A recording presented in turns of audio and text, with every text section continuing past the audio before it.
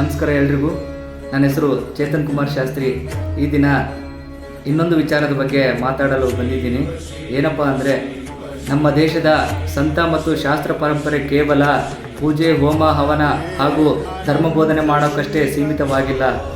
ಅದೆಷ್ಟೋ ದೇಶದ ಸಾಧು ಸಂತರು, ಸನ್ಯಾಸಿಗಳು ಹಾಗೂ ಜಗದ್ಗುರುಗಳು ಇಂಗ್ಲೀಷ್ನಲ್ಲೇ ನಿರರ್ಗಳವಾಗಿ ಮಾತಾಡೋದನ್ನು ನಾವು ನೋಡ್ತಾನೇ ಬಂದಿದ್ದೀವಿ. ಇದಕ್ಕೆ ಪೂರಕವೆಂಬಂತೆ ಇತ್ತೀಚೆಗೆ ಗ್ರೀಕ್ ದೇಶದ ಅಥೆನ್ಸ್ ನಗರದಲ್ಲಿ ನಡೆದ ದಿ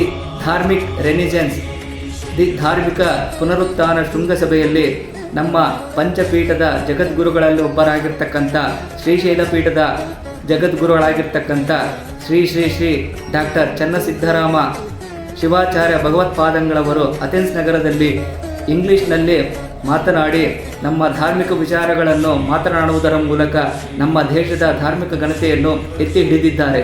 ಈ ಶ್ರೀಶೈಲ ಪೀಠದ ಜಗದ್ಗುರುಗಳಾದಿಯಾಗಿ ದೇಶದ 10 ರೀತಿಯ ಸಾಧು ಸಂತರು, ಸನ್ಯಾಸಿಗಳು ತಮ್ಮ ಇಂಗ್ಲೀಷಿನಿಂದ ನಮ್ಮ ದೇಶದ ಧಾರ್ಮಿಕ ಘನತೆಯನ್ನು ಸಾರಿದ್ದಾರೆ.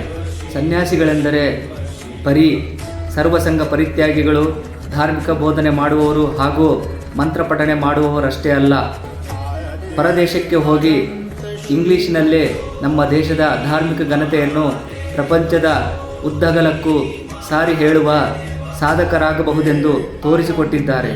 ನಮ್ಮ ಆದಿ ಮೂಲ ಅನಂತವು ನಮ್ಮ ಧಾರ್ಮಿಕ ಪರಂಪರೆಯಾಗಿದೆ. ಅದನ್ನು ಗೌರವಿಸುತ್ತಾ ಧರ್ಮದ ಹಾದಿಯಲ್ಲಿ ನಡೆದು ಮನುಷ್ಯರಾಗೋಣ ಎಂದು ಹೇಳುತ್ತಾ ಎಲ್ಲರಿಗೂ ಶರಣಾರ್ಥಿಗಳು.